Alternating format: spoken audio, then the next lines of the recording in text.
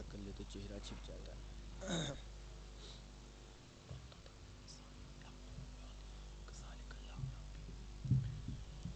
رحم اللہ من قرأ الفاتحہ. بسم اللہ الرحمن الرحیم. الحمد للہ رب العالمین الرحمن الرحیم مالک یوم الدین ایاک نعبد و ایاک نستعین اهدنا الصراط المستقیم صراط الذین انعمت علیہم غیر المغضوب علیہم.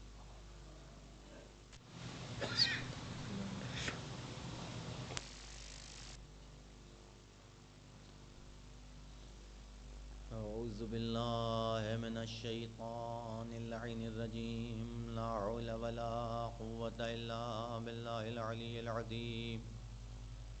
بسم اللہ الرحمن الرحیم. الحمد للہ رب العالمین بارئ الخلائق اجمعین والصلاة والسلام علی اشرف الانبیاء والمرسلین صاحب الحوض والکوثر والتاج والمغفر والخطبة والمنبر والوجه الانور والقد الاقمر والجبین الازهر والعجب الازهر والنسب الاشهر النبی الأمی المكي المدني القرشي العاجمي الأمتعي البدري السامي الحجازي العربي الرسول المسدد المصطفى الأمجد المعمود الأعمد مولانا مولى الكونين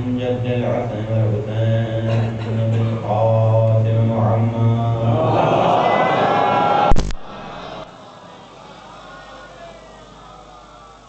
وآلہ الطیبین الطاہرین المعصومین الداعین إلى سبيل الله بالحكمة وبالموعظة الحسنة قادت الأمم مولياء النعم معدن الرحمة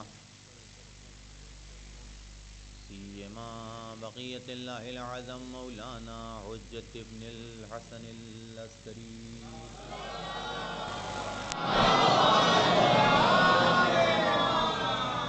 اما بعد فقد قال الله تعالى وتبارك في قرآن المجيد. بسم الله الرحمن الرحيم. وجعلناهم أئمة يهدون بأمرنا وأوحينا إليهم فعل الخيرات وإقام الصلاة وإيتاء الزكاة وكانوا لنا عابدين. ایک صلوات پڑھ لو.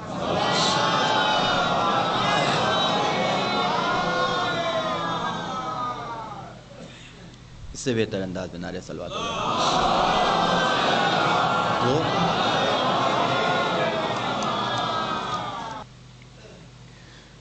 قرآن مجید کی آیہ کریمہ کہ جسے میں نے آپ کے سامنے اپنا عنوان کلام قرار دیا ہے، کچھ افراد کے صفات و کمالات کو بیان کرتے ہوئے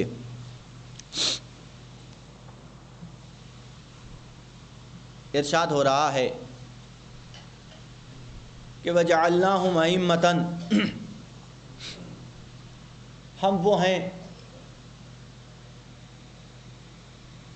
کہ جس نے کچھ لوگوں کو امام بنایا. ان کی دوسری خصوصیت بیان ہو رہی ہے کہ یہدون بامرنا، کہ وہ ہدایت کرتے ہیں.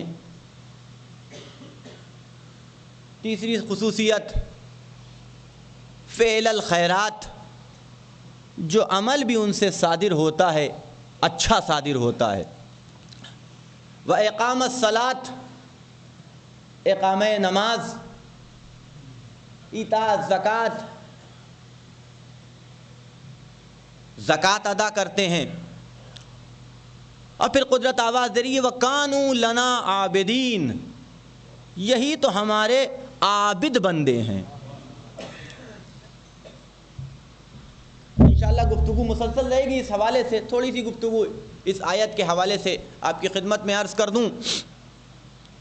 گفتگو قدرت نے یہاں سے شروع کی وَجَعَلْنَاهُمْ أَئِمَّةً، کہ ہم وہ ہیں کہ جنہوں نے انہیں امام بنایا.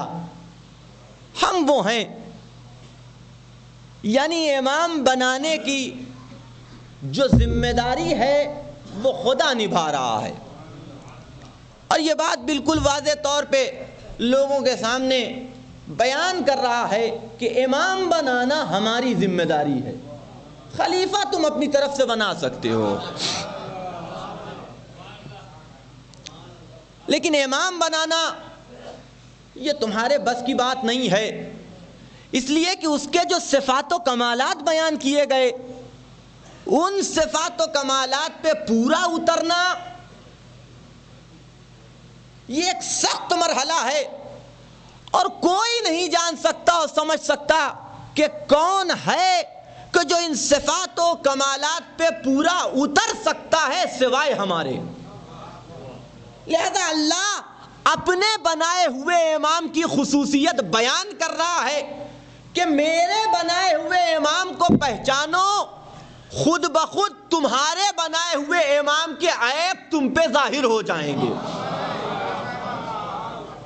ان کی مشکلات اور پریشانیاں تم پہ آشکار ہو جائیں گی۔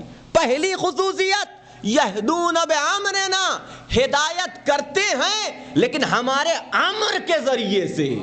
توجہ رکھیے گا، یہ جملہ، یہ صفت جو اللہ نے لگائی ہے یہ بہت اہم ہے، انشاءاللہ کل یا پرسوں اس کے حوالے سے بھی گفتگو ہوگی کہ یہدون بامرنا، یہ ہدایت کرتے ہیں لیکن ہمارے امر کے ذریعے سے، یعنی اپنی مرضی سے نہیں کرتے۔ بھئی ان کی خصوصیت یہ ہوتی ہے کہ وہی کرتے ہیں کہ جو اللہ کرواتا ہے، اپنی طرف سے نہ کچھ اضافہ کرتے نہ اپنی طرف سے کوئی کمی کرتے۔ توجہ رکھیے گا، دوسری صفت بیان کی گئی وَأَوْحَيْنَا إِلَيْهِمْ فِعْلَ الْخَيْرَاتِ، ہم نے ان کی جانب وحی کی کہ جو کچھ کریں اچھا کریں، فعل خیرات، فعل الخیرات، ہر عمل اچھا۔ اب یہ فعل خیر کیا ہے؟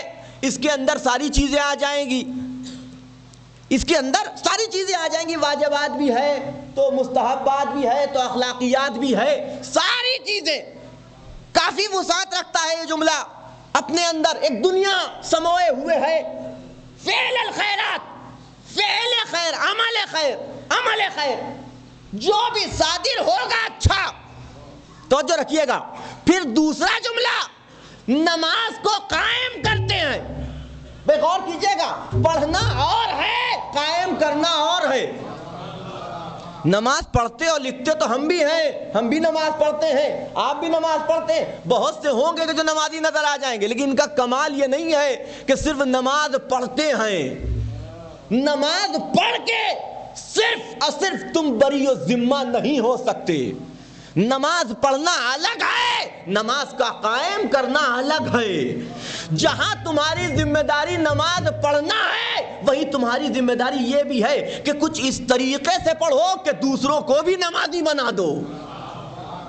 توجہ رکھیے گا، وَإِيتَاءَ الزَّكَاةِ، زکوٰۃ دیتے ہیں۔ یہ جملہ اس سے پہلے بھی میں عرض کر چکا ہوں کہ دینے اور نکالنے میں بڑا فرق ہے۔ نکالو گے تو غریب آئے گا تمہاری چوکھٹ پہ زکوٰۃ لینے کو، دو گے تو تم جاؤ گے غریب کی چوکھٹ پہ زکوٰۃ دینے کو۔ ان کی خصوصیت صرف یہ نہیں ہے کہ یہ اپنے مال سے کچھ الگ کر دیں، نہیں، مستحق ڈھونڈ کے اس کے دروازے تک پہنچاتے ہیں۔ آپ یہاں پہ اللہ کے کلام کی چاشنی دیکھیے، فعل الخیرات اگر دیکھا جائے تو چونکہ اقامت صلاۃ اور خدا کہہ چکا لہذا واجبات سے ہٹ کے گفتگو ہو رہی ہے، یہ ایک تفسیری بحث ہے اور علماء نے اس کے حوالے سے گفتگو بھی کی ہے اور بحثیں بھی کی ہیں کہ فعل الخیرات سے مراد کیا ہے اور فعل خیرات کسے کہا جاتا ہے۔ اگر اس کا پورا تجزیہ کیا جائے تو تجزیہ کرنے والوں نے کہا کہ یہ سارا تعلق اس کا اللہ سے نہیں ہے، بندوں سے ہے۔ غور کریں آپ، بندوں سے ہے۔ پہلے فعل خیرات اگر یہ مان لیا جائے کہ اس کا تعلق بندوں سے ہے تو یہ ہو گیا حقوق بشر۔ دوسرا جملہ اقامہ صلاۃ، یہ ہو گیا اللہ سے معاملہ۔ تیسرا جملہ ہے ایتاء زکوٰۃ، آدھا اللہ سے آدھا بندوں سے۔ توجہ رکھیے گا، زکوٰۃ نکال کے اللہ کا حق ادا کیا، پہنچا کے بندوں کا حق ادا کیا۔ توجہ رکھیے گا، اور ان دونوں کے درمیان میں اللہ نے رکھا ہے نماز کو۔ پہلے حقوق بشر، بعد میں حقوق بشر، درمیان میں نماز۔ غور نہیں فرمایا میں کیا عرض کر رہا ہوں؟ درمیان میں نماز، اللہ نے بتایا میری بندگی حقوق بشر کی ادائیگی کے ساتھ ہی تکمیل پاتی ہے۔ توجہ رکھیے گا، یہ نہ سمجھ لینا کہ صرف تم نماز پڑھ کے بری و ذمہ ہو گئے جب تک کہ حقوق بشر نہ ادا کر لو۔ ایک صلوات پڑھ کے محمد و آل محمد پر۔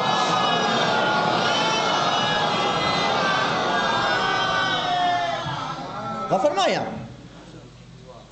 نماز کے اقامے کی گفتگو۔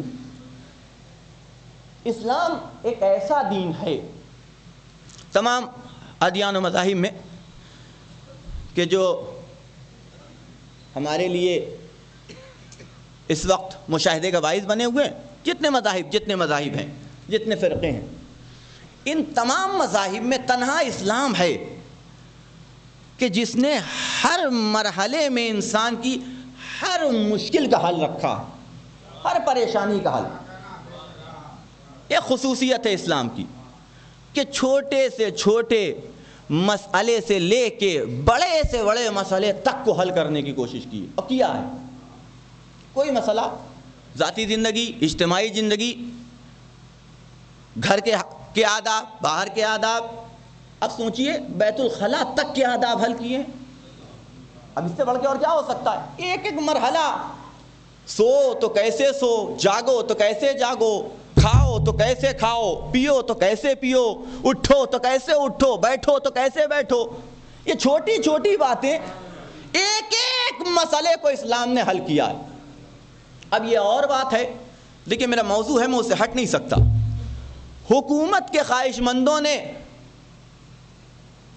کچھ اس طریقے کی دھاندلی کی کہ اسلام کا صحیح تعارف لوگوں تک نہ پہنچ سکا، کچھ ایسی دھاندلی، ورنہ تبلیغ میں کوئی کسر نہیں رہ گئی تھی، تبلیغ میں نبی نے کوئی کسر نہیں اٹھا رکھی تھی، لیکن بعد میں کچھ ایسی دھاندلیاں ہوئیں کہ صحیح تعارف، دیکھیں انسان کی مینٹلٹی ہے کہ انسان کسی بھی نظریے کو اس نظریے پہ عمل کرنے والے افراد سے پہچاننے کی کوشش کرتا ہے، جبکہ یہ طریقہ غلط ہے۔ دیکھیں میں بھی آؤں گا منزل پہ، ہمیشہ نظریے کو افراد سے نہیں پہچاننا چاہیے۔ جب بھی آپ پہچاننے کی کوشش کریں گے تو غلطی کریں گے۔ پہلے نظریہ پڑھ لیں، پہلے اس فرقے کے قوانین جانچ لیں، اب اس کے بعد دیکھیں جو عمل کر رہا ہے تو آپ کہہ سکتے ہیں کہ پورے طریقے سے اس کا ماننے والا، نہیں عمل کر رہا ہے تو آپ کہہ سکتے ہیں کہ بھئی آدھا مانتا ہے آدھا نہیں مانتا۔ لیکن ہماری اور آپ کی عادت کیا ہے، اور تمام نوع بشر کی، کہ عمل کرنے والوں کو دیکھا،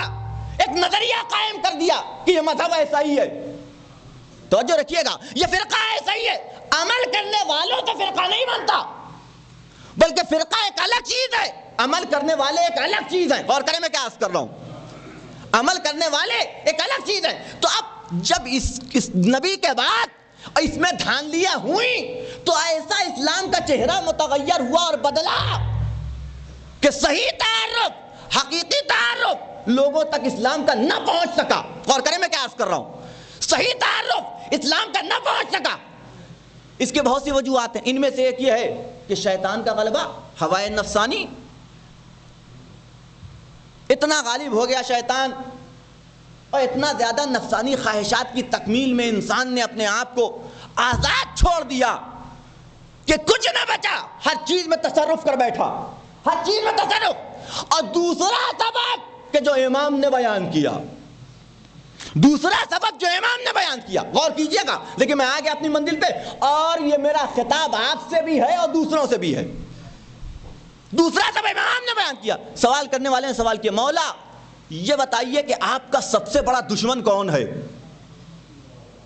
آپ کا سب سے بڑا دشمن کون ہے؟ آپ غور کیجئے کتنا بڑا سوال ہے کہ نہیں ہے، کہ آپ کا سب سے بڑا دشمن کون ہے؟ سوال ہو رہا ہے، کس سے سوال ہو رہا ہے؟ امام سے۔ اب اگر ہم سے اور آپ سے سوال ہوتا کہ مولا کا سب سے بڑا دشمن کون ہے، ایک فہرست بنا کے بیٹھ جاتے ہیں نا، انہوں نے ظلم کیا، انہوں نے ظلم کیا، انہوں نے ظلم کیا، انہوں نے ظلم کیا، انہوں نے امام کے ساتھ یہ سلوک کیا، انہوں نے امام کے ساتھ، ایک فہرست ترتیب دے کے بیٹھ جاتے کہ فلاں بھی ظالم، فلاں بھی ظالم، فلاں بھی ظالم، اور مشکل ہو جاتا کہ سب سے بڑا ظالم کون ہے یہ طے کریں۔ توجہ فرمائیے گا، ایک فہرست بنانی پڑتی۔ امام سے سوال ہو رہا ہے اور آپ جانتے ہیں کہ یہ کلام الامام ہے، امام نے جو جواب دیا وہ کلام الامام. اور آپ جانتے ہیں کہ کلام الامام امام الکلام ہوا کرتا ہے. زبان سے امام کی نکلا ہوا جملہ بھی وہ امام ہوتا ہے. توجہ رکھیے گا. کبھی کبھی ایسا ہو جاتا ہے کہ انسان کی عقل حیرت میں پڑ جاتی ہے کہ آخر یہ ہے کیا، سمجھ میں نہیں آتا انسان کے. اور عقل کی فیصلہ کرنے سے قاصر ہو جاتی ہے. مثال کے طور پہ مولا کائنات سے سوال ہوا. مولا ممبر پہ بیٹھے ہوئے خطبہ دے رہے تھے. خطبہ دیتے دیتے ایک مولا نے ایک جملہ کہا کہ کائنات کا کوئی ایسا انسان نہیں ہے کہ جس کی کوئی حسرت نہ ہو. کائنات کا کوئی ایسا انسان نہیں ہے کہ جس کی کوئی حسرت نہ ہو. ہر انسان کی کوئی نہ کوئی حسرت ہوتی ہے، کوئی نہ کوئی تمنا ہوتی ہے. اگر کوئی یہ کہے کہ میری کوئی حسرت کوئی تمنا نہیں ہے تو جھوٹا ہے. ہر انسان کی کوئی نہ کوئی حسرت. اب ایک صاحب کھڑے ہو گئے درمیان سے، ہاتھوں کو جوڑا، مولا آپ کی بھی کوئی حسرت ہے؟ غور کیجئے گا. دیکھیے میں نے اس سے پہلے بھی عرض کیا کہ سوال کرنے والے کئی طرح کے ہوتے ہیں.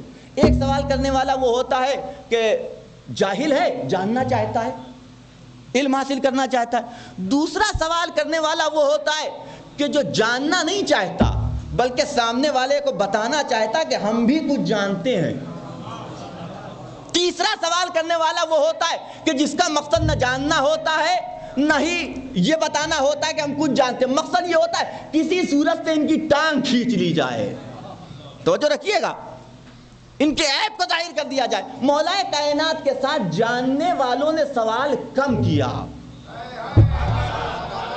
ورنہ علم کا ایک بہت بڑا خزانہ ہمارے ہاتھوں ہوتا ہے کہ نہیں. یہ تو مولا نے زبردستی دے دیا، نہ لو پھر بھی دوں گا، تب پہنچ گیا ہے کہ نہیں. آپ تاریخ اٹھا کے دیکھیں، آپ تاریخ اٹھا کے دیکھیں تو آپ کو اندازہ ہوگا کہ کیسے کیسے کہہ رہے ہیں مولا. آخر عجیب بات ہے، ابھی میں ممبر سے کہوں کہ جو پوچھنا چاہو پوچھ لو، ایک چھوٹا سا بچہ کھڑا ہو جائے گا. چھوڑیے چھوٹا سا بچہ، بزرگوں چھوڑیے، چھوٹا بچہ کھڑا ہو جائے گا اور یہی میری عزت اتار دے گا. ایک نہیں 50 کھڑے ہو جائیں گے. یہ دیکھیے یہ منہ اور مسور کی دال، حالانکہ آج کل ارہر کی دال زیادہ مہنگی ہے. اور فرمائیں آپ، کوئی نہ کوئی کھڑا ہو جائے گا سوال کر کے مجھے یہی دلیل کر کے رکھ دے گا، ہے کہ نہیں. اب اتنا بڑا، کتنے بڑے بڑے دشمن، یعنی پورے مجمع میں کیا مولا کے سب دوست تھے؟ اگر دوست ہوتے تو مولا کے ہاتھوں سے خلافت نہ چھلتی. بھئی اتنے بڑے مجمع میں مولا تقریر کر رہے ہیں، دشمنوں کی زیادہ تعداد ہے، دوستوں کی کم ہے. علی چیلنج کر رہے ہیں، پوچھو جو پوچھنا چاہو پوچھ لو. اما کوئی تو کھڑا ہو کے پوچھے. غور کیجئے گا، مولا کا دشمن بھی بڑا سیاست مدار ہے. وہ یہ جانتا ہے کہ اگر پوچھیں گے تو جواب دے دیں گے، اور اگر جواب دے دیا تو ان کی اور فضیلت میں اضافہ ہو جائے گا. لہذا ایسا کرو کہ یہ کہتے رہیں پوچھو، ہم پوچھیں گے ہی نہیں. ایک صلوات پڑھتے محمد و آل محمد. بس فرمائیں آپ، تاریخ کا تجزیہ بھی تو ایک چیز ہوتی ہے.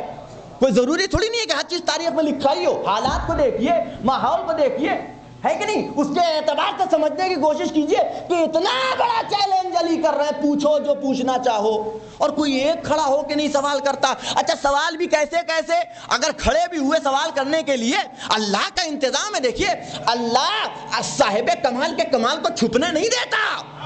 توجہ رکھیے گا، صاحب کمال کے کمال کو چھپنے نہیں دیتا. سوال کرنے والے بھی کھڑے ہو گئے. اب دیکھیے کتنا احمقانہ سوال ہے، کتنا بڑا چیلنج علی کر رہے تھے. اور جب یہ جانتے تھے کہ علی سچ کہہ رہے ہیں تو کیسے کیسے علوم معارف کے خزانے علی سے حاصل کر سکتے تھے. لیکن سوال کیا کرتے، ایک بھیڑ پکڑ کے لے کے آ گئے.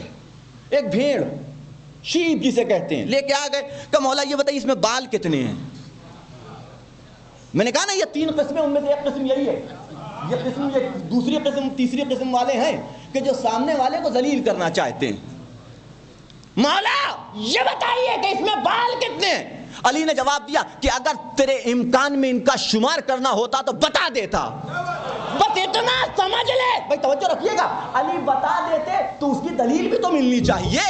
بھائی سامنے والے کے ہاتھ میں ہے ہی نہیں تو علی بتا، بس اتنا سمجھ لے کہ جتنے اس کے بال ہیں اللہ نے اتنے فرشتے پیدا کیے ہیں کہ جو تجھ پہ اور تیرے آبا و اجداد پہ لعنت بھیج رہے ہیں. ایک صلوات پڑھتے محمد و آل محمد.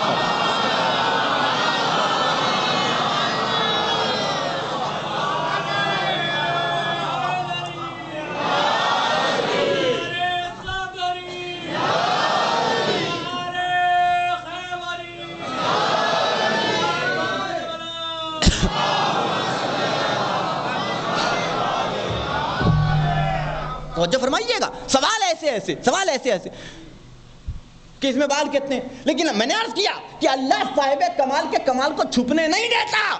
تم نہ کرو، ہم ملائکہ کو بھیج کے کروا لیں گے. تم کتنا چھپاؤ گے؟ ہم سے پار پا پاؤ گے؟ ہمارے مقابلے میں کھڑے ہو پاؤ گے؟ دعویٰ ہوا علی کا، درمیان سے ایک شخص کھڑا ہو گیا، مولا یہ بتائیے جبریل کہاں ہے؟ بے توجہ رکھیے گا، جبریل کہاں ہے؟ علی نے داہنے دیکھا، بائیں دیکھا، سامنے دیکھا، پیچھے دیکھا، آسمان میں دیکھا، زمین میں دیکھا، آواز دی انتا جبریل. توجہ رکھیے گا، انتا جبریل، تو ہے جبریل. بھئی یہ ہوا کیا کہ داہنے دیکھا، جہاں تک داہنے ہے علی کی نگاہ گئی، جبریل نظر نہ آئے. بائیں دیکھا، جہاں تک بائیں ہے علی کی نگاہ گئی، جبریل نظر نہ آئی. آگے دیکھا، جبریل نظر نہ آئے.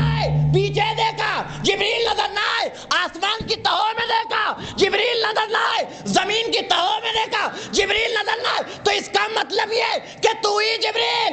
وہیں سے جبریل پرواز ہوئے. صدق امیر المومنین. ایک صلوات پڑھ محمد و آل محمد پر.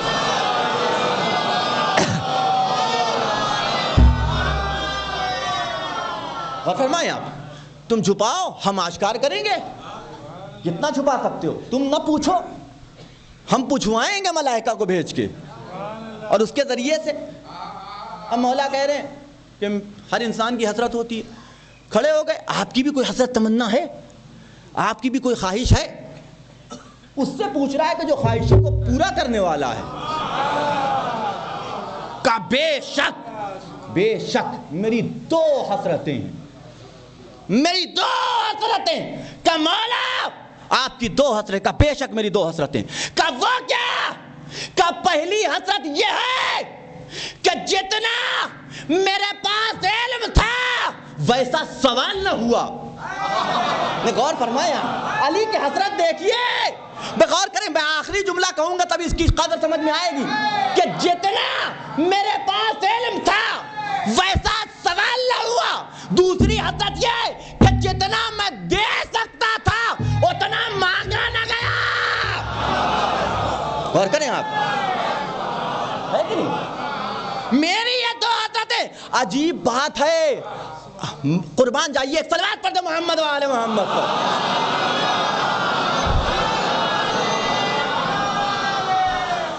دو حسرتیں مولا نے بیان کی. پہلی حسرت یہ ہے کہ جتنا میں جانتا تھا، جتنا میرے پاس علم تھا ویسا مجھ سے سوال نہ ہوا. جتنا میں دے سکتا تھا اتنا مجھے مانگا نہیں گیا. توجہ رکھیے گا، عجیب بات ہے. پہچانو اپنے پیروں کے درمیان اور علی کے درمیان فرق کو. تمہاری حسرتیں ہوتی ہیں لینے کے لیے، ان کی حسرتیں ہیں دینے کے لیے. ایک صلوات پڑھ محمد و آل محمد پر.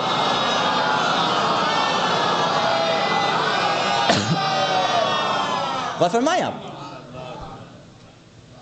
جتنا علم تھا ویسا سوال نہیں ہوا مجھ سے. علی شکوہ کر رہے ہیں، علی مرثیہ پڑھ رہے ہیں. یہ حسرت نہیں ہے، یہ مرثیہ ہے علی ابن ابی طالب کا. یہ مرثیہ ہے علی ابن. جیسا علم تھا ویسا کوئی لینے والا نہیں ملا، اور ایک سلمان بن کے ملا بھی تو وہ بھی آ کے علی سے شکوہ کر رہا ہے. ایک سلمان بن کے اگر ملا بھی تو وہ بھی آگے شکوہ کر رہا ہے، مولا جو کچھ آپ سے ملا ہے میری ذات سے آگے ہی نہیں بڑھ رہا ہے، کوئی اس کا لینے والا اہل ہی نہیں ملتا. سوچئے اس زمانے میں اگر اہلوں کی کمی ہے تو اس زمانے میں کیا عالم ہوگا. اب سوچئے امام زمانہ آئیں تو کیسے آئیں. ایک صلوات پڑھ دیں محمد و آل محمد پر.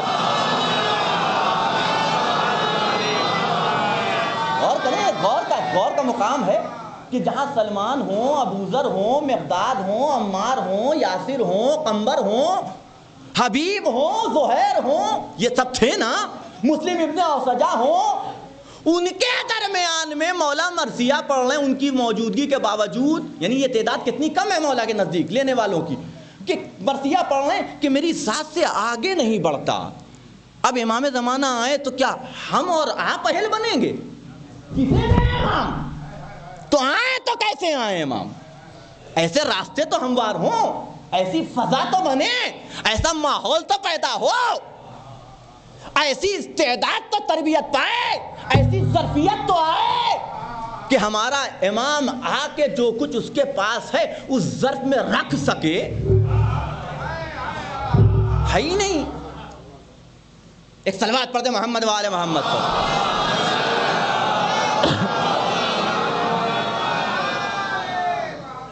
توجہ فرما رہے ہیں آپ کہ جتنا میرے پاس علم تھا، کوئی ویسے سوال نہیں ہوا مجھ سے، جتنا میں دے سکتا تھا اتنا مجھ سے مانگا نہیں گیا۔ امام سے سوال ہو رہا ہے، مولا آپ کے سب سے بڑے دشمن کا نام کیا ہے؟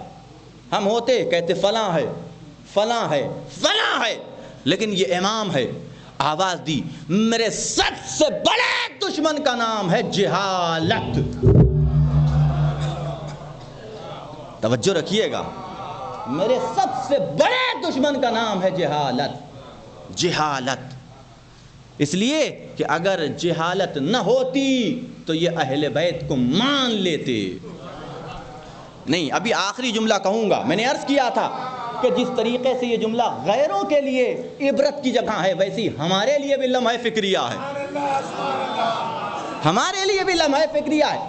کہتے ہیں کہ میرا سب سے بڑا دشمن، میرا سب سے بڑا دشمن جہالت ہے۔ اگر علم ہوتا تو یہ ہمیں مان لیتے۔ عزیزو، یہ امام کا شکوہ غیروں سے بھی ہے، ہم سے بھی ہے۔ اگر دشمنوں کے پاس علم ہوتا، جہالت نہ ہوتی تو وہ امام کو مان لیتے۔ اگر ہمارے پاس جہالت نہ ہوتی تو ہم اپنے امام کو پہچان لیتے۔ وہ نہیں مان رہے تو جہالت کی بنیاد پہ، ہم نہیں پہچان پا رہے تو اپنی جہالت کی بنیاد پہ۔ جو فرمائیے، یہ جہالت ہے کہ جو سبب بن رہی ہے کہ نہیں ہے؟ یہ جہالت ہے کہ جو سبب بن رہی ہے کہ ہم اپنے امام کو پہچان نہیں پا رہے۔ دوسروں سے کیا شکوا؟ پہلے اپنی کمیاں دور کیجئے۔ جس کے اپنے دامن کے اوپر داغ پڑے ہوں وہ دوسروں کے دامن کے داغ نہیں ڈھونڈتا۔ ایک صلوات پڑھ دے محمد و آل محمد پر۔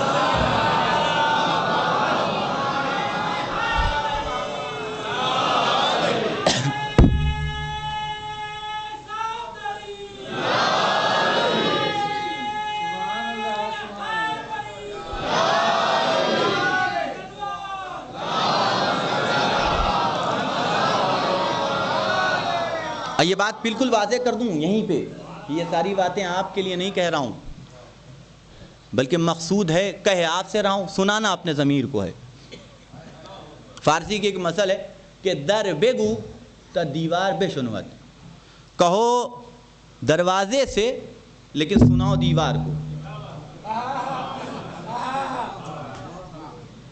توجہ فرمائیں آپ، یہ اپنے لیے کہ ہم اپنی اصلاح کر سکیں۔ ممبر پہ بیٹھا ہوں، یہ کوئی لکھنؤ کا تکلف نہیں کر رہا ہوں میں، لکھنؤ سے میرے یہاں سے فاصلہ ویسے بھی 300 کلومیٹر ہے۔ ایک صلوات پڑھ دے محمد وآلہ۔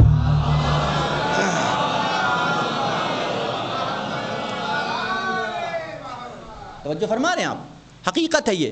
اگر ہم اپنے آپ کو جانچیں تو امام کا شکوہ ہم سے بجا ہے کہ تم جہالت کی بنیاد پہ، یہ اپنی جہالت کی بنیاد پہ ہم سے دور ہو۔ علم حاصل ہو، علم ایک ایسی شے ہے کہ آئے گا تو یقین بڑھے گا، یقین جتنا پختہ ہوتا جائے گا معرفت میں اتنا اضافہ ہوتا چلا جائے گا۔ ہم مولا کے چاہنے والے، ہم مولا کے ماننے والے، لیکن غور کیجئے گا، دیکھیں چاہنے والا تو سب ہے، میں یہ نہیں کہہ رہا ہوں، ہر ایک ہے، ہم بھی ہیں، آپ بھی ہیں، سبھی چاہنے والے، لیکن مولا کو عالم چاہنے والا چاہیے، جاہل چاہنے والا نہیں چاہیے، عالم چاہنے والا۔ اس لیے کہ عالم چاہنے والے اور جاہل چاہنے والے میں بڑا فرق ہے۔ جاہل چاہنے والا خود اپنی طرف سے امام کے لیے قانون طے کرے گا، اس میں امام کو فٹ کرنے کی کوشش کرے گا کہ امام یہ نہیں کر سکتے، یہ کر سکتے، امام ایسا کر ہی نہیں سکتے، امام ویسے ہو ہی نہیں سکتے، اپنی طرف سے طے کرے گا۔ لیکن عالم چاہنے والا جو قانون اللہ نے بنایا ہے اس میں امام کو دیکھے گا۔ غور فرمایا، اور یہ بہت بڑا فرق ہو گیا، یہ بہت بڑا فرق ہو گیا۔ حیدرآبادی کے بارے میں ایک واقعہ مشہور ہے، یا حیدرآباد یا حیدرآباد کے اطراف کے کہیں کے بارے میں، مولانا ابن حسن نہروی کتنا بڑا ذاکر ہے کہ نہیں ہے, کتنا بڑا ذاکر. یعنی جو کچھ آج ذاکری کے عنوان سے ہے سب ان کی دین ہے کہ نہیں. یہ جو آپ چاشنیاں محسوس کر رہے ہیں, یہ جو آپ لطف اندوز ہو رہے ہیں, محظوظ ہو رہے ہیں, یہ ان کی دین ہے. مولانا ابن نہروی کا واقعہ ہے, آئے مجلس پڑھنے کے لیے, مجلس پڑھی, زبردست مجلس ہوئی, باہر نکل رہے تھے تو ایک صاحب نے مصافحہ کیا. مصافحہ کرنے کے بعد تعریف کی ان کی. میں نے دیکھیے, میں نے جملہ کہا ہے کہ چاہنے والا تھا, پسند کر رہا تھا, لیکن عالم چاہنے والے اور جاہل چاہنے والے میں بڑا فرق ہے کہ نہیں ہے. جب ہم ایک چھوٹے تو مولوی کو صحیح سے نہ پہچان پائیں تو مولوی کے امام کو کیا پہچانیں گے, ہے کہ نہیں. تعریف کر رہا ہے کہ کیا مجلس پڑھی مولانا, بس 2 ہی آدمی کو تو سنا ہے اپنی زندگی میں, 2 آدمی کو سنا, یا آپ کو سنا یا جمن قوال کو سنا تھا. تعریف کر رہا ہے, اپنی دانش میں وہ برائی نہیں کر رہا ہے, عیب نہیں بیان کر رہا ہے, کھچائی نہیں کر رہا ہے, تعریف کر رہا تھا. لیکن چونکہ جاہل تھا لہذا پتہ نہیں تھا کہ یہ تعریف نہیں ہے, منقصت ہے, یہ منقصت ہے. لہذا اگر تعریف بھی کرنا ہے تو علم کے ساتھ تعریف کرو تاکہ ان کی شایان شان ہو. اسی لیے نبی نے بھروسہ نہیں کیا ہمارے اوپر کہ اگر تعریف بھی کرنا ہے ان کی تو ہماری زبان سے کرنا, اپنی زبان سے نہ کرنا. اللہ نے قرآن دے دیا, نبی نے حدیثیں دے دی. ایک صلوات پڑھتے محمد و آل محمد پر. اور فرمایا اپنی زبان میں کرو گے تو تمہاری دانش میں تعریف ہوگی, حقیقتاً یہ ان کی مدح سرائی نہیں ہوگی. انہیں کون پہچان سکا؟ تو ہم سے مطالبہ ہے معرفت کے ساتھ, محبت معرفت کے ساتھ. دیکھیے گفتگو کیا تھی, موضوع کیا تھا کہ علی ہر دور کی ضرورت. کل میں نے آپ کی خدمت میں عرض کیا کہ دور اسلام میں کیا کیا ضرورتیں پیش آئیں اور کس طریقے سے علی نے اسے پورا کیا. اب یہ مرحلہ ہے, یہ کے بعد دیگر سب رہے گا, یہ مرحلہ ہے کہ آج کے دور میں, چھوڑیے زندگی اور حیات کو, بعد میں بات کروں گا, سب سے پہلے اس مرحلے پہ گفتگو کی جائے کہ جو ہماری انتہا ہے. حکم ہے کہ علی کا دامن تمہارے ہاتھوں سے چھوٹنا نہیں چاہیے. کیوں؟ اس لیے کہ علی کی محبت 7 مقامات پہ کام آتی ہے. 7 مقام پہ تمہیں اہم ترین ضرورت پڑنے والی ہے علی کی. پہلا مقام کہ جب روح بدن سے نکلے گی, جب تمہاری روح تمہارے بدن کو الوداع کہے گی, یہ وہ مقام ہے کہ جہاں علی کی محبت کام آئے گی. کہ جب بدن سے روح, بڑا سخت مرحلہ ہے, بڑا سخت مرحلہ ہے. یہ ایک ایسی چیز ہے کہ جس کا آج تک پریکٹیکلی نہیں ہو پایا کہ پتہ چلتا کہ کیا کیفیت ہوتی ہے. یہ تو ہمارے معصومین نے بتا دیا, ریسرچ کرنے والے ریسرچ کرتے رہے, کیا ہوتا آج تک نہ پتہ چلا. لیکن ہمارے امام نے بتایا کہ جب بدن سے روح نکلتی ہے تو کیسی کیفیت ہوتی. سوال کرنے والے نے سوال کیا کہ ایک کانٹے دار درخت کے اوپر ایک ریشمی کپڑا لوٹ ڈال کے کھینچ دو, ایک کانٹے دار درخت کے اوپر ایک ریشمی کپڑا ڈالو اور ڈال کے اس کپڑے کو کھینچ دو تو کیا کیفیت ہوگی؟ وہ کپڑا تار تار ہو کے رہ جائے گا.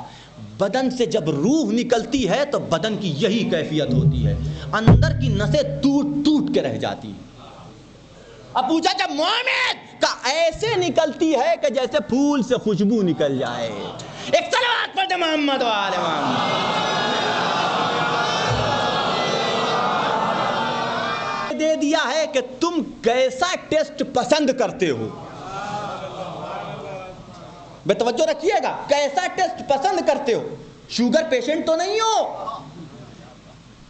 ہمارے اور آپ کے امام سے سوال کیا گیا تو امام نے آواز دی, سنو, کوئی مشرق میں مرے یا مغرب میں مرے, میرے دادا علی مرتضیٰ کو دیکھتا ہے, اور اگر مومن ہو تو موت اس کے لیے شہد سے زیادہ شیریں, اور اگر منافق ہو تو موت اس کے لیے زہر سے زیادہ کڑوی.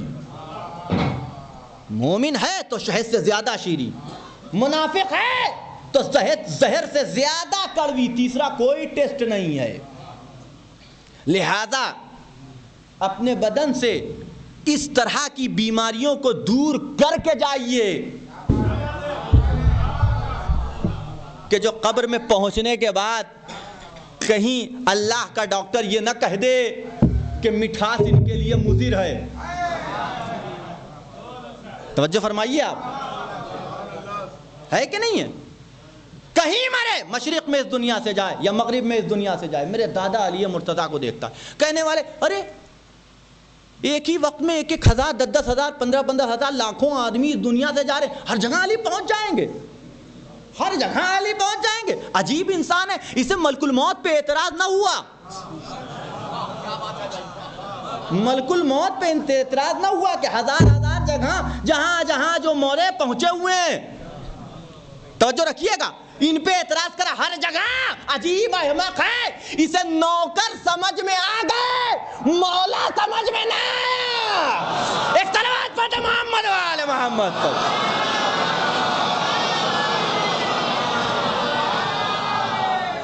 اس سے بہتر انداز میں نہ رہے صلوات.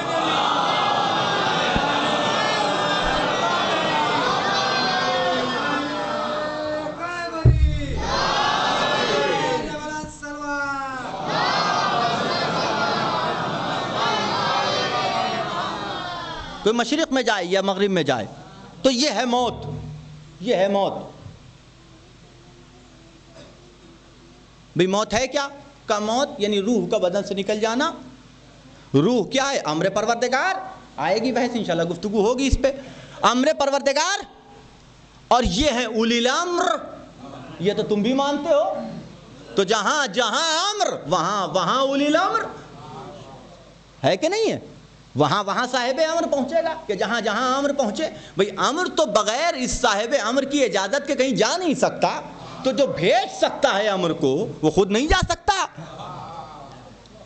انسان کی زندگی کے معصومین کی روشنی میں 4 حصے ہیں. یہ 4 حصے, اس کے لیے حدیث کی ضرورت بھی نہیں ہے, بالکل واضح سی. بچپنا, جوانی, بڑھاپا, اور چوتھے مرحلے کا نام ہے موت. چوتھے مرحلے کا نام ہے موت. اب یہ آج اتنی موت کی باتیں, بہت سے لوگ بیچارے ویسے ہی ہارٹ کے پیشنٹ ہوتے ہیں, بہت سے گھروں میں تو موت کا نام بھی نہیں لیا جاتا. تو اب لیکن بہرحال مجبوری ایک حقیقت ہے, کان میں پڑی رہے, بلکہ سب سے زیادہ اسی کا ورد ہونا چاہیے, اس لیے کہ یہ تو آنی ہی ہے. کہاں آئے گی یہ نہیں پتا, لیکن آئے گی. کسی کو بھی آ سکتی ہے, کبھی بھی آ سکتی ہے. منتظر رہیے, انتظار کیجئے, ہر لمحے کسی وقت بھی سلام علیکم کہہ سکتے ہیں ملک الموت. توجہ فرمائیے آپ. تو یہ 4 مرحلے ہیں, انسان کا بچپن, انسان کی جوانی, انسان کا بڑھاپا, اور انسان کی موت. اور ان 4 مرحلوں سے ہر انسان سفر کرتا ہے. بچپنے سے شروع ہو کے موت پہ اس کا سفر اختتام پذیر ہوتا ہے. یہ 4 مرحلے. بچپنا, رونے دھونے کا زمانہ, رو پڑے, نہ جگہ دیکھی, نہ موقع دیکھا, نہ محل دیکھا, نہ گھر دیکھا, نہ باہر دیکھا, نہ رات کا سناٹا دیکھا, نہ پہاڑ کی چوٹی دیکھی, نہ غار کا سناٹا دیکھا. رو پڑے, یہ ہے رونا, یہ ہے بچپنا. جوانی یعنی جوش, جوانی یعنی جوش. یہ وہ مرحلہ ہوتا ہے کہ جب زندگی کی گاڑی میں عقل کے بریک نہیں ہوتے, بریک نہیں ہوتا ہے. علامہ فلسفی نے ایک کتاب لکھی ہے, ایک کیا کئی کتابیں, ایک کا نام ہے کودک, ایک کا نام ہے جوان. تو جوانی کو انہوں نے انسان کی زندگی کو جو تشبیہ دیا ایک پہاڑ سے.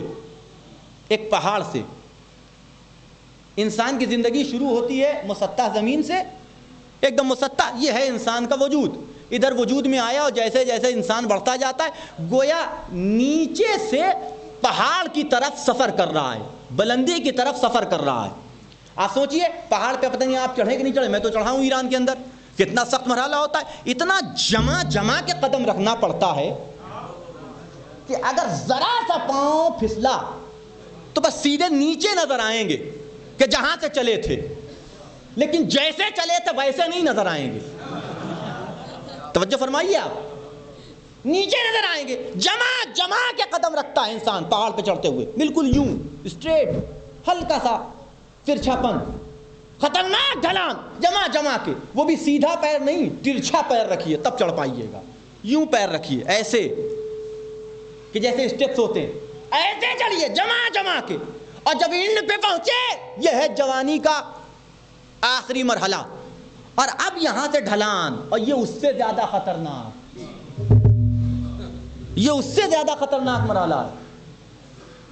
توجہ رکھیے گا، اسے کہتے ہیں بڑھاپا، یہ انہوں نے ترتیب دیا، واقعاً ایسا ہے بھی، دیکھیے انسان کی زندگی میں، اور جو لوگ ماہر روان شناس ہیں ان سے پوچھئے تو وہ بتائیں گے بالکل انسان کی زندگی ایسی ہی ہے، جوانی یعنی نیچے سے اوپر کا سفر، بڑھاپا یعنی اوپر سے نیچے کا سفر، جو کچھ اتنے دن میں جسم میں کمایا تھا اب گنوانا شروع کر دیا، رفتہ رفتہ رفتہ رفتہ، پہلے آنکھوں نے جواب دیا، پھر ہاتھ پاؤں نے جواب دیا، پھر ہڈیاں بولنے لگی، پھر خود بولنا بند کر دیا۔ تو یہ انسان کی زندگی بالکل ایسے ہی ہے، توجہ رکھیے گا۔ تو یہ چار حصے ہیں، جوانی جوش کا عالم، جوش کا عالم کہ جس وقت عقل انسان کی کام نہیں کرتی، عقل سے کام کم کرتا ہے، جذبات سے زیادہ کام کرتا ہے، ذرا سے میں بھڑک جاتا ہے، ذرا سے میں غصہ ہو جاتا ہے، اور یہ وہ مرحلہ ہوتا ہے کہ جب انسان اتنے جوش میں ہوتا ہے کہ بھئی لوٹو، ان کا چھینو، ان کا چھینو، کوئی فکر نہیں ہوتی، میں نے کہا نا عقل نہیں ہوتی تو فکر کاہے کی ہوگی، کہ ان کا چھینو، ان کا چھینو، یہ لوٹ لو، وہ لوٹ لو، ان کا یہ قبضہ کر لو، ان کا وہ قبضہ کر لو، بے توجہ رکھیے گا، بس یہ کیفیت، بھائی کا حق نہیں دیا، بہن کا حق مار کے کھا گئے، حق دختری جانتے ہی نہیں، ان کا چھین لیا، ان کا چھین لیا، جس کا جہاں تھے بیٹھ گئے، کوئی فرق نہیں پڑا، یہ ہے جوانی، اسے کہا جاتا ہے جوانی۔ بڑھاپا یہ وہ مرحلہ ہے کہ جب انسان میں لالچ آ جاتی ہے، بس جمع کرو، جمع کرو، اکٹھا کرو، یہ اور بات ہے کہ جمع کر لیتا ہے، ترتیب بھول جاتا ہے۔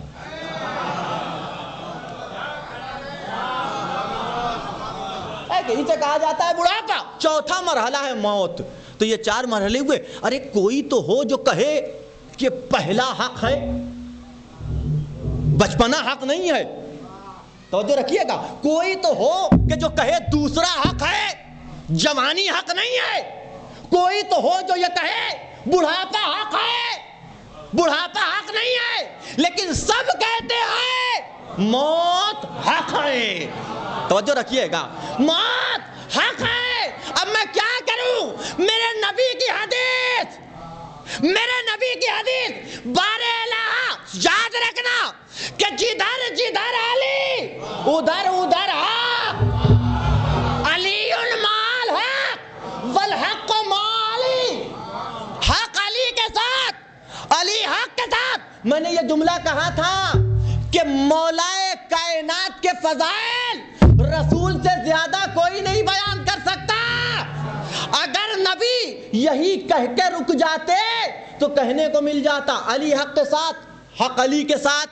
اس کا مطلب یہ تھوڑی نہیں ہوا کہ خالی علی حق کے ساتھ ہے اور خالی حق علی، نہیں، فلاں بھی حق کے ساتھ اور فلاں کے ساتھ بھی حق، ڈھکا بھی حق کے ساتھ، توجہ رکھیے گا۔ قربان جائیے نبی پہ کہ دوسرا جملہ ارشاد فرمایا اللہم اذر الحق حیثما دار علی، حق کو ادھر ادھر موڑنا کہ جدھر جدھر علی مولے، توجہ رکھیے گا، حق کو ادھر ادھر موڑنا۔ نبی نے یہ نہیں کہا کہ علی کو ادھر ادھر موڑنا کہ جدھر جدھر حق ملے، نہیں، حق کو ادھر ادھر موڑ کہ جدھر جدھر علی۔ نبی نے بتایا یاد رکھنا حق کی کسوٹی پہ علی کو نہیں پرکھا جائے گا، علی کی کسوٹی پہ حق کو پرکھا جائے گا۔ ایک صلوات پڑھ محمد و آل محمد۔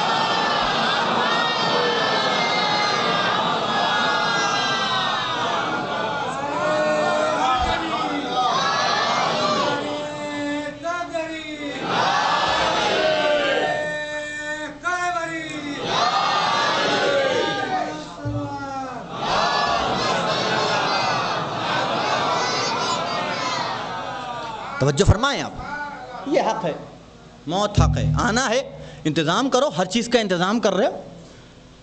جہاں شعور آیا بنانے کی فکر، اپنا بنانے کی فکر، یہ بن جائے وہ بن جائے، مکان، گھر دوار، بلڈنگ، فلاں ٹھکاں، آخرت کی کوئی فکر ہی نہیں، کیا ہونے والا ہے، وہاں پہ بھی ایک مکان ایک کٹیا ہی صحیح بنا کے چھوڑ دیجئے، یہاں آپ بلڈنگ بنا رہے ہیں، وہاں ایک چھوٹی سی کٹیا ہی صحیح بنا دیجئے۔ لیکن ہماری اور آپ کے ساتھ مشکل کیا ہے کہ ہم بناتے ہیں، ایسا نہیں بناتے ہیں، لیکن ایسی حرکت کر بیٹھتے ہیں کہ دوسرے دن اللہ کے ڈیمالش کرنے والے آ کے گرا دیتے ہیں. بنتا ہے گر جاتا ہے، بنتا ہے گر جاتا ہے. یہاں کا مکان ٹھوس بناتے ہیں، RCC پلر دے کے بنائیں گے، لیکن وہاں کا مکان بنایا گر گیا، بنایا گر گیا. ایک ایسا مکان بنا دیجئے، اور اس کا بھی بیج اللہ نے یہی دیا کہ یہاں پہ کچھ ایسا بنا دو، ہم وہاں پہ تمہارا کچھ ایسا ہی بنا دیں گے. غور فرمائیں آپ. تو انتظام کیجئے. دوسرا مرحلہ، بس میں جلدی بات ختم ہو جائے، اور شاید نہیں ہو پائے گی، ٹائم نہیں ہے میرے دامن وقت میں. ایک صلوات پڑھ دیں محمد و آل محمد پر.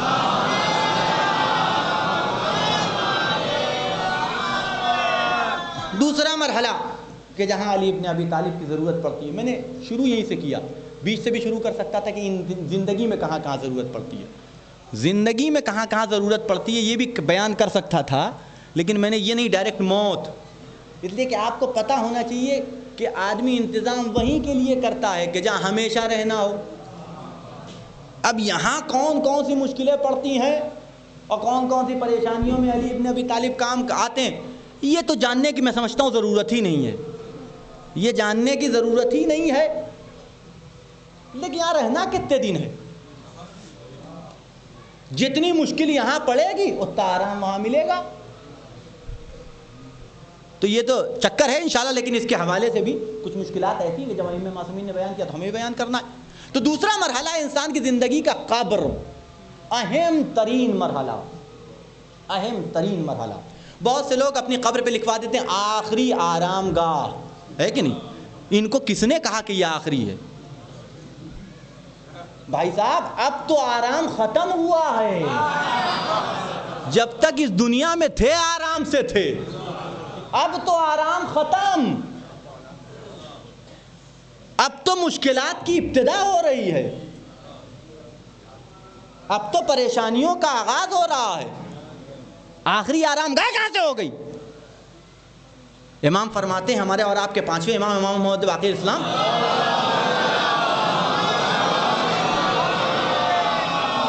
جب تم قبر میں پہنچتے ہو تو دو باتیں قبر تم سے مخاطب ہو کے کہتی ہے، دو باتیں، اور ہر ایک سے دونوں بات نہیں کہتی، جس کا جیسا کردار ہو. اگر مومن آیا تو اس سے کہتی ہے، خوش آمدید کہتی ہے، اور آواز دیتی کہ جب تو مجھ پہ چلتا تھا تو مجھے خوشی نصیب ہوتی تھی، محسوس ہوتی تھی، اور میں کب سے تیری خوشبو سونگھنے کے لیے بیتاب تھی. پانچویں امام کی دوسری حدیث بھی ہے، پانچویں امام کی دوسری حدیث بھی ہے، اور یہ اہم ترین حدیث ہے. اس حدیث کو گرہ باندھ کے ہمیں اور آپ کو رکھنا چاہیے. یہ بہت امپورٹنٹ حدیث ہے. امام نے فرمایا کہ دیکھو، مرنے کے بعد تمہارے تمہاری موت کے بعد دو مرحلے ہیں تمہارے. ایک مرحلے کا نام ہے قبر، دوسرے مرحلے کا نام ہے حشر. ہر انسان کو ان دونوں مرحلوں سے گزرنا ہے، قبر، حشر. لیکن یاد رکھنا، قبر میں خود بچو، حشر میں ہم بچائیں گے. نہیں، یہ تعریف کا مقام نہیں ہے، یہ سوچنے کی جگہ ہے، یہ غور کرنے کی جگہ ہے کہ قبر میں خود بچو. بھیا قبر میں کچھ بچے گا تب نہ بچائیں گے، وہیں سے تو شروع ہو جائے گی. قبر میں خود بچو، حشر میں ہم تمہیں بچائیں گے. قبر میں خود بچو، مولا کہتے بچیں. توجہ رکھیے گا، اہم ترین بات ہے، اہم ترین، جسے ہم سب سے آسان سمجھتے ہیں نا. یاد رکھیے گا، میں اپنے نوجوانوں سے مخاطب ہوں کہ جسے ہم اور آپ سب سے آسان سمجھتے ہیں وہ ہے سب سے سخت. ہم عقیدے کو آسان سمجھتے ہیں، عمل کو سخت سمجھتے ہیں، جبکہ معاملہ الٹا ہے. معاملہ الٹا ہے، عمل آسان ہے، عقیدہ مشکل ہے. عمل آسان ہے، عقیدہ مشکل ہے. عقیدہ آ تو جائے، عمل ہمارا روز کا کھانا پینا ہو جائے گا. اگر عمل میں کوتاہی، اس کا مطلب عقیدے میں کمی. توجہ رکھیے گا، جسے ہم سب سے آسان سمجھتے ہیں وہ سب سے مشکل چیز کا نام ہے، سب سے اہم مرحلے کا نام ہے. کہ قبر میں تم بچو، حشر میں ہم بچائیں گے، حشر میں ہم بچائیں گے. کیوں؟ کہ گھبرائیے مت، قبر میں عقیدہ پوچھا جائے گا، حشر میں عمل سوال ہوگا۔ قبر میں یہ نہیں پوچھا جائے گا کئے رکعت نماز پڑھی، کئے رکعت روزہ رکھا، کئے مرتبہ روزہ رکھا، کتنے حج کیے، کتنے زکات، نہ یہ سب نہیں۔ پہلا سوال کیا ہوگا؟ سنتے رہتے ہیں نا آپ، من ربک، یہ عقیدہ ہے۔ تو قبر میں جس حوالے سے سوال ہوگا وہ ہے ہمارا عقیدہ، عقیدہ پوچھا جائے گا۔ ہاں البتہ حشر میں ہم سے عمل کے بارے میں سوال ہوگا، اور عمل میں بھی کس چیز کے بارے میں؟ سب سے پہلے ان قبلت قبل ما سواہا، جسے یہ قبول سب قبول، یہ رد سب رد، اور اسی سے ہماری توجہ ہٹا دی گئی۔ پڑھ لیا تو ٹھیک، نہیں پڑھا تو بھی ٹھیک، مومن تو ہیں، یہ تو پکا ہے، یہ تو لکھت ہے بالکل اسٹامپ پیپر پہ نوٹری کیا ہوا کہ مومن ہیں، پڑھ لی ٹھیک، نہیں پڑھی تب بھی ٹھیک، مومن ہیں۔ توجہ فرمائیے گا۔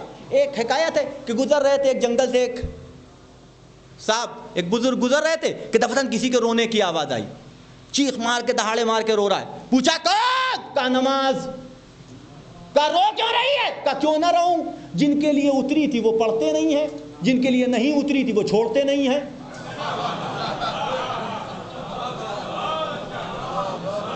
واقعاً قصہ یہی ہے، اب یہ حقیقت ہو جائے نا مجھے اس سے بحث نہیں ہے، لیکن واقعاً قصہ تو یہی ہے۔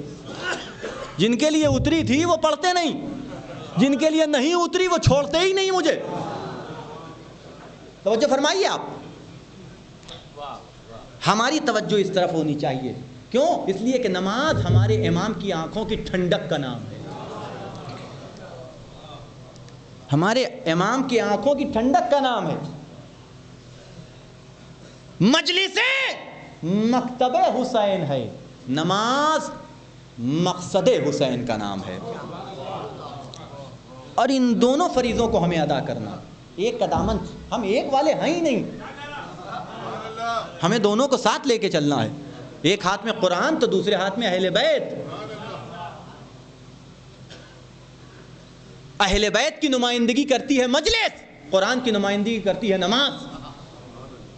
ان دونوں کو ساتھ لے کے چلنا ہے، یہ ہے نماز۔ کہ ہمارے سوال تو بس میں اپنی منزل پہ آ جاؤں کہ حشر میں ہم سے عمل کے بارے میں سوال ہوگا، قبر میں ہم سے عقیدے کے بارے میں پوچھا جائے گا، نماز ہے عمل، علی ابن ابی طالب ہیں عقیدہ، ان کے بارے میں دریافت کیا جائے گا، ان کے بارے میں سوال ہوگا، کیا کیا کہ نہیں کیا۔ سوال کرنے والے نے سوال کیا، دو معصوم سے یہ حدیث ہے، سوال کرنے والے نے سوال کیا، مولا یہ بتائیے کہ دین، تمام دین کیا ہے؟ یہ سوال رسول سے بھی ہوا ہے، یہ سوال رسول سے ہوا، بس یہ آخری منزل، انشاءاللہ کل گفتگو ہوگی باقی۔ یہ سوال نہ رسول سے بھی ہوا ہے، اخبرنی عن الدین کلہ، علی الدین کلہ، یا رسول اللہ یہ بتائیے کہ تمام دین کیا ہے؟ تو نبی نے جواب دیا کہ اطاعت للہ والشفقۃ علی المخلوق۔ یاد رکھنا، تمام دین کا نام ہے اللہ کی اطاعت کر اور مخلوقات پہ شفقت کر، اور مخلوقات میں بھی پہلے اپنے پھر غیر، مخلوقات پہ شفقت کر، اللہ کی اطاعت سے تیرا ہاتھ کا دامن تجھ سے چھوٹنے نہ پائے، مخلوقات کی کے اوپر شفقت کرنے سے تجھے گریز نہ کرنا۔ تو توجہ رکھیے گا، اور اس میں اپنے، آج ترقی یافتہ دور، ہم بہت ترقی یافتہ دور میں زندگی بسر کر رہے ہیں، ساری دنیا سمٹ گئی ہے، کائنات کی خبر ہمارے پاس منٹوں میں، لاکھوں میل دور کی خبر ہم تک پہنچ جاتی ہے سیکنڈوں میں، ساری خبریں اتنے ترقی یافتہ، جو خبریں پہنچنی چاہیے وہ پہنچتی ہی نہیں ہے۔ پڑوس میں کیا ہو رہا ہے ہمیں نہیں معلوم، گھر میں کون بھوکا ہے ہمیں نہیں خبر، کس کو کیا ضرورت ہے ہمیں نہیں پتا، کون بیماری سے تڑپ رہا ہے ہمیں نہیں پتا۔ امریکہ کی خبر، امریکہ کی خبر جان کیا کیجیے گا، اس کی تو فائنل خبر یہی ہے کہ امام زمانہ کے ہاتھ سے اسے ختم ہونا ہے۔ توجہ فرمائیے آپ، تو یہ بم دھماکے، یہ سب مشکلات، یہ سب پریشانیوں کو ہے، جب اینڈ معلوم ہو کہ بخیر ہونا ہے، کوئی اسٹوری آپ پڑھ رہے ہوں اور اس کا کوئی کیریکٹر ہو مشکلات میں گھرا ہو، پریشانی میں گھرا ہو، تو اگر آپ بہت شوق رکھتے ہیں اسٹوری پڑھنے کے تو ایک اضطراب سے پیدا ہو جاتا ہے، بیچارہ بڑی مشکلات میں، لیکن پھر اطمینان ہو جاتا ہے، اینڈ تو اسی کا اچھا ہونا ہے، بھئی آخرت عاقبت تو اسی کی بخیر ہونی ہے، سارے مشکلات آخر میں تو یہی حل کر لے گا، انسان مطمئن ہو جاتا ہے۔ تو اس وقت ہمارے ساتھ جو بھی ہو، میثاق پیش کیا گیا حاکم کے سامنے. آپ تصور کیجئے گا, حاکم کے سامنے پیش کیا گیا. حاکم کہنے لگا اے میثاق بتاؤ تمہیں کیسے قتل کروں. آپ جملہ دیکھیے گا میثاق کا, عاقبت پہ یقین, آخرت ہماری ہے اس کا بھروسہ. بادشاہ سوال کر رہا ہے حاکم کہ یہ بتاؤ تمہیں کیسے قتل کرو. آنکھوں میں آنکھیں ڈال کر میثاق کہتے ویسے ہی قتل کر جیسے امام زمانہ کے زمانے میں میرے ہاتھ سے قتل ہونا پسند کرے. توجہ فرمائیے گا, یہ عاقبت کا یقین. کیسے قتل کروں, کہ ویسے ہی کر دے کہ جیسے میرے ہاتھوں سے قتل ہونا تجھے پسند ہو امام زمانہ کے دور میں. کہ ہاتھ کاٹ دوں گا, کہ کاٹ دے ٹھیک ہے. پیر کاٹ دوں گا, کہ بالکل صحیح. ناک کاٹ لوں گا, بالکل صحیح. سولی پہ چڑھا دوں گا, بالکل صحیح. قتل کر دوں گا, غلط. ابھی زبان رہ گئی, اسے بھی کاٹے گا تو. کہ میرے مولا نے کہا تھا, میرے مولا نے کہا تھا کہ پہلے زبان کٹے گی تب قتل ہوں گا. اگرچہ واقعہ اس طریقے سے نہیں ہوگا, لیکن ایک چیز ہوتی ہے حکایت کا بیان کرنا, یہ بھی ہے نا فن حکایت گوئی, یہ بھی ایک آرٹ ہے. ایک صلوات پڑھ دے محمد و آل محمد.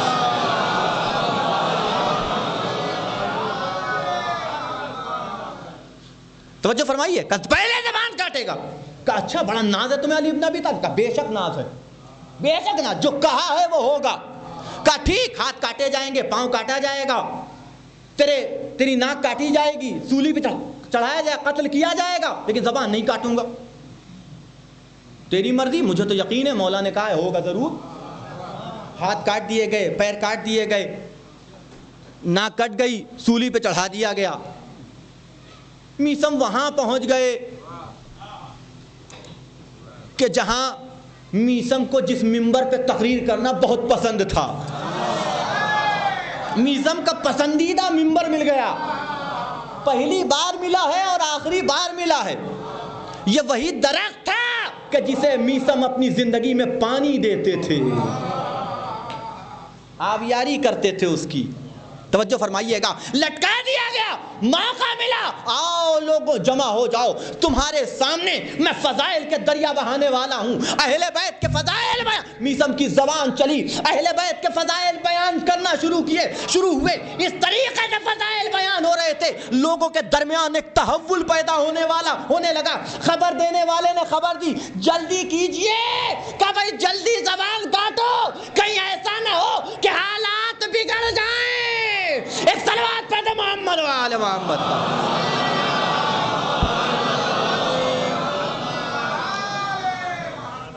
یہ ہے عاقبت پہ یقین. آخر کو انجام ہمارا ہونا ہے, تو اگر ہمیں انجام ہمارا ہونا, آخر کو انجام اور آخرت ہماری ہے, تو اس کے لیے انتظام کریں. اگر یقین ہے ہمیں, اگر بھروسہ ہے ہمیں, اللہ کا کمال ہے, اللہ کا یہ لطف ہے کہ اس نے ہمیں کسی اعتبار سے بھی مشکل میں ڈالنا اسے گوارا نہیں ہے. وہ ہرگز یہ نہیں کہتا کہ سہولتیں جو تمہیں مل رہی ہیں اسے استعمال نہ کرو. ارے تمہارے ہی لیے سہولتیں ہم نے پیدا کی تمہارے لیے, اور اگر پیدا کر کے یہ کہے کہ اسے استعمال نہ کرو تو یہ فعل عبث بنے گا نا, فعل عبث قرار پائے گا. اللہ ہمیں پیسہ دے رہا ہے, کہ دے تو رہا ہوں, استعمال نہ کرنا, رکھے رہو, تو یہ فعل عبث ہوگا کہ نہیں ہوگا؟ دے رہا ہے خرچ کرنے کے لیے, دے رہا ہے اپنی فیملی کو سہولتیں پہنچانے کے لیے. جتنی سہولتیں پہنچا سکتے ہیں پہنچائیے, لیکن خود بھی کھائیے, دوسروں کو بھی کھلائیے, اس شرط کے ساتھ ان کی کہ جن کی ذمہ داری آپ کے اوپر نہیں ہے تو کوئی ذمہ داری نہیں ہے آپ کے اوپر. یہ نہ سمجھیے گا کہ پیسہ اللہ نے دے دیا ہے تو آپ کے اوپر لطف ہے اللہ کا, کرم ہے اللہ کا. جی نہیں, اللہ آپ سے کچھ کام کروانا چاہتا ہے. آپ کے پاس جتنا بڑھتا جائے اتنی زیادہ ذمہ داریاں آپ کی بڑھتی چلی جائیں گی, اور ان ذمہ داریوں سے سبکدوش ہو کے جب میدان محشر میں پہنچیے گا تب حساب دے پائیے گا. ورنہ اگر جمع کر کے صرف اولاد کے لیے چھوڑ کے آ گئے تو کھائے گی یہاں اولاد, حساب دینا پڑے گا آپ کو. غور فرمائیں آپ, یہ انسان کی زندگی ہے کہ جس پہ انسان کو ہر لمحے درس لینا ہے اور یہ پیغام پہنچنا چاہیے. ماشاءاللہ سے نوجوان کثیر تعداد میں مجلسوں میں شرکت کرتے ہیں, ان کی زندگی ہے اور انہیں ابھی کافی دن رہنا ہے اور ہمارے معاشرے کو انہی کو ترتیب دینا ہے. اب معاشرہ ان سے پہچانا جائے گا, اب معاشرے کی تربیت ان سے ہوگی, لہذا انہیں پتہ ہونا چاہیے کہ ہمیں زندگی میں کیا کرنا ہے, ہم سے کیا ذمہ داریاں اور ہم سے کیا کام لیا جانے والا ہے. بس عزیزان گرامی, جو کچھ مجھے آپ کی خدمت میں عرض کرنا تھا عرض کر چکا, عرض کرنا تھا وہ میں آپ کی خدمت میں پیش کر چکا. اب مصائب کے کچھ جملے اور آپ کی زحمت تمام یہ آئے ہیں کاہے کے لیے, ہماری عاقبت سنوارنے کے لیے, اور عاقبت سنوارنے کے لیے ایسے ہی نہیں انتظام کرتے ہیں, انتظام کرتے ہیں. آپ تصور کریں, پہلی محرم کو میں نے بیان کیا تھا یہ بات کہ حسین کا قافلہ جب 8 ذی الحجہ کو حج کو عمرے سے بدل کے کربلا کی طرف روانہ ہوئے تو ایک مقام کے اوپر رک کے حسین نے کہا تھا نا کہ مشکیزوں کو بھر لو, کوئی مشکیزہ خالی نہیں ہونا چاہیے. دیکھیے کسی پانی پلانے کا انتظام نہیں کر رہے ہیں حسین, بلکہ کسی کی ہدایت کا انتظام کر رہے ہیں حسین, کسی کو راہ راست پہ لانے کا انتظام کر رہے ہیں حسین. مشکیزیں بھر لو, مشکیزہ بھر لیا گیا. ایک لشکر آتا ہوا نظر آیا بے حال پیاس سے. یہ لشکر کاہے کے لیے آیا تھا, حسین کو پتا تھا نا یہی وہ لشکر ہے کہ جس کا سردار ابھی حسین کی لجا میں فرس پہ ہاتھ ڈالے گا, سبب بنے گا کہ حسین کا قافلہ کربلا کے میدان میں پہنچے. اے بھیا عباس, اے بیٹا علی اکبر, انہیں سیراب کرو. عباس و علی اکبر مشکیزہ لیے ہوئے آگے بڑھے, ایک ایک کو سیراب کر رہے ہیں, ایک ایک کی پیاس بجھا رہے ہیں. جب سب کو سیراب کر چکے, ایک سوار کہتا ہے کہ میں پیچھے رہ گیا تھا, میں بھی تشنا بہت زیادہ تھا, میرا گھوڑا بھی بہت پیاسا تھا, پانی کی سبیل نہیں تھی, بہت پیچھے رہ گیا, میں پہنچا تو گھوڑے سے گر پڑا. امام بے نفس نفیس اٹھے, ہاتھوں میں مشکیزہ لیا, آئے اپنے ہاتھوں سے مجھے سیراب کیا. پیاس بجھ گئی ہر کی اور ہر کے لشکر کی, ہر کے لشکر نے پڑا ڈالا. ادھر حسین کے خیمے ہوئے, ادھر ہر کے خیمے. یہ ایک انتظام تھا. اب دوسرا انتظام دیکھیے حسین کا. نماز کا وقت ہوا, مؤذن گلدستہ اذان پہ پہنچا, اللہ اکبر اللہ اکبر, اشہدو ان لا الہ الا اللہ, اشہدو ان لا الہ الا اللہ کی صدا فضا میں گونجی. ادھر فضا میں گونجی, ادھر حسین نے ایک پیغمبر بھیجا, جا کے ہر سے پوچھا کہ اپنی نماز الگ پڑھے گا یا ہمارے ساتھ پڑھے گا. یہ دوسرا انتظام, یہ دوسرا انتظام. مولا آپ کے رہتے میں الگ نماز پڑھ لوں, مولا سے کہتے کہ ہم انہی کے ساتھ نماز پڑھیں گے, انہی کی قیادت میں نماز پڑھیں گے. ہمارے آ کے ہر نے نماز پڑھی, نماز ختم ہوئی, آدھا کام ہو گیا حسین کا. ابھی ایک مرحلہ باقی ہے, ابھی ایک مرحلہ باقی ہے. حسین سوار ہوئے, کہا فرزند رسول کہاں جا رہے ہیں؟ کہا ایک نامعلوم سفر کے اوپر. کہا نہیں, مجھے بھیجا گیا ہے آپ کو کربلا کے بیابان میں لانے کے لیے. یہ کہہ کے ہر نے لجا میں فرس پہ ہاتھ ڈالا. فاطمہ زہرا کے دہن, فاطمہ زہرا کے بیٹے کے دہن کھلے, آواز دی سکلت کا امو کیا ہور, اے ہور تیری ماں تیرے ماتم میں بیٹھے. یہ جملہ ہر کے دل پہ اثر کر گیا. فرزند رسول, آپ کی ماں فاطمہ زہرا نہ ہوتی, میں آپ کی شان میں گستاخی کروں تو کیسے کروں؟ ارے آپ کی ماں تو فاطمہ زہرا ہے. احترام فاطمہ, احترام نام فاطمہ زہرا ہر کی اصلاح کا سبب بن گیا. یہ تیسرا انتظام.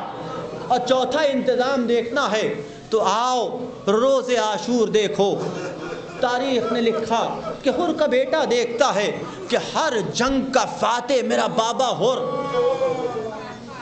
میں نے کبھی اتنی بے چینی اور اضطراب میرے بابا میں نہیں دیکھا کہ جو شب عاشور نظر آیا. بے چینی کے عالم میں کبھی ہر خیمے میں ٹہلتا ہے تو کبھی بستر پہ لیٹ جاتا ہے, کروٹیں بدلتا ہے, آنکھوں سے آنسو جاری ہو جاتے ہیں, گریہ کرنے لگتا ہے. میں نے ہاتھوں کو جوڑا, بابا اتنی مشکل اور اتنی پریشانی میں تو میں نے آپ کو کبھی نہیں دیکھا. بابا اتنا اضطراب, اتنی پریشانی, سبب کیا ہے؟ یہ 72 افراد کا جاننا چاہتا. کہاں لے کے پشت خیمہ پہ آیا, لے کے پشت خیمہ پہ آیا, کہ ذرا کان لگا کے سن, تجھے کچھ آوازیں سنائی دیتی ہے؟ خرد کے بیٹے نے کان لگایا, کہاں بیٹ بابا؟ ہاں بابا, ایسا لگتا ہے کچھ بچے ہیں کہ جو گریہ کر رہے ہیں. آسوبر کیا غور سے سن, وہ بچے کیا کہہ رہے ہیں؟ خر کے بیٹے نے کان لگایا کہ بابا ایسا محسوس ہوتا ہے, بچے کہہ رہے اللہ تاک, اللہ تاک, ہائے پیاس, ہائے پیاس. خر نے آواز دی, اے میرے لال, یہ صدائے اللہ تاک میری وجہ سے ہے. اگر میں کربلا حسین کو نہ لایا ہوتا تو یہ بچے پیاسے نہ ہوتے.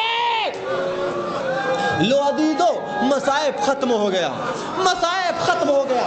آخری منظر اور آپ کی زحمت تمام, آخری منظر اور آپ کی زحمت تمام. صبح عاشور آئی, آخری انتظام حسین کا, آخری انتظام حسین کا. صبح نمودار ہوئی, اذان کا وقت ہوا, مؤذن چلا گلدستہ اذان کی طرف. حسین نے ہاتھ کے اشارے سے روک دیا, ٹھہر جا, آج اذان میرا لال علی اکبر دے گا.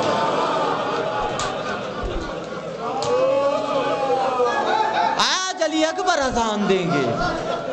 گلدستہ اذان پہ علی اکبر پہنچے, آواز اذان فضا میں بلند ہوئی, اللہ اکبر, اللہ اکبر.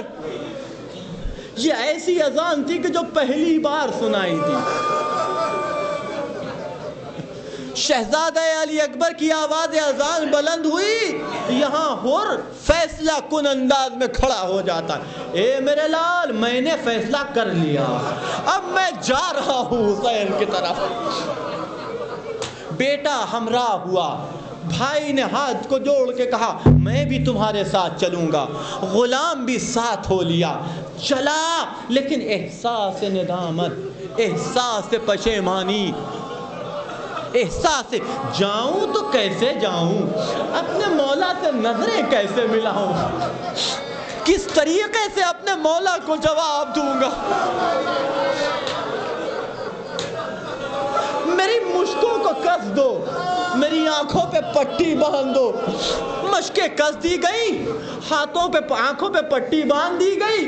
ایک طرف سے بھائی نے سہارا دیا, دوسری طرف سے بیٹے نے سہارا دیا.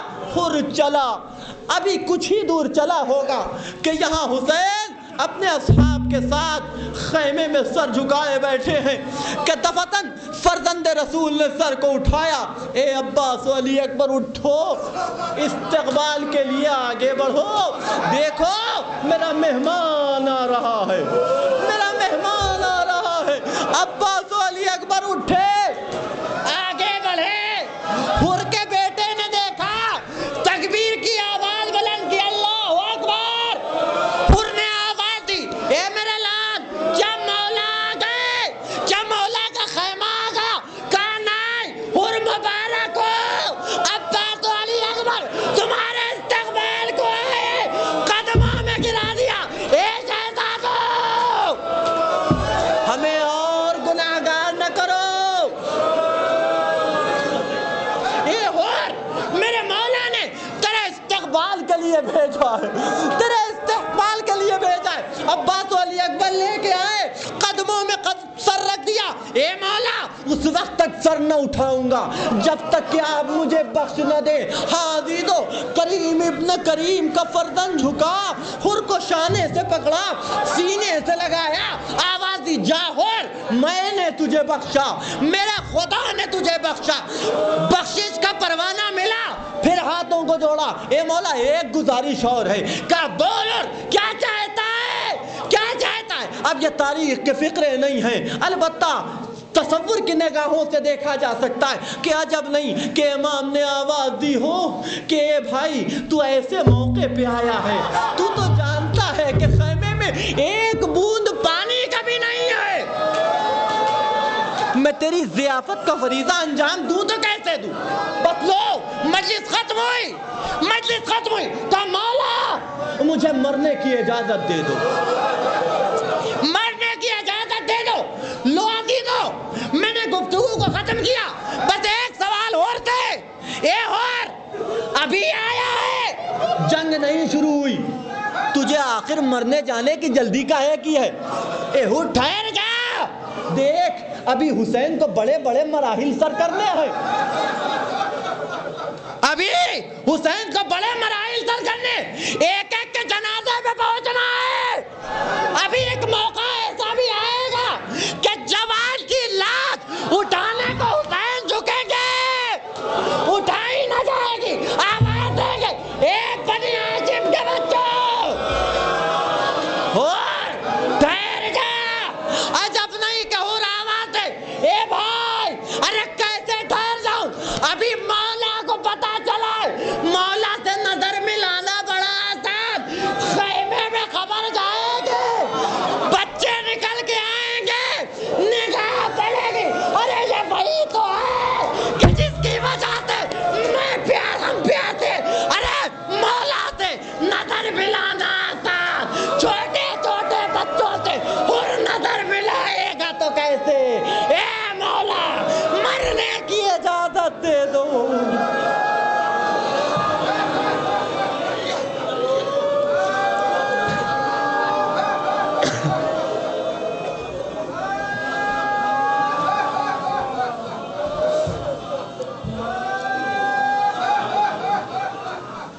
انا للہ و انا الیہ راجعون، فسیعلم الذین ظلموا ای منقلب ینقلبون، اللہم بحق محمد وانت المحمود، وبحق علی وانت الاعلی، وبحق فاطمۃ وانت فاطر السماوات، وبحق الحسن وانت المحسن، وبحق الحسین وانت قدیم الاحسان، وبحق ائمۃ التسعۃ الطاہرین من ذریت حسین علیہ السلام، ربنا تقبل منا انک انت السمیع العلیم، ربنا آتنا فی الدنیا حسنہ وفی الآخرۃ حسنہ وقنا عذاب النار۔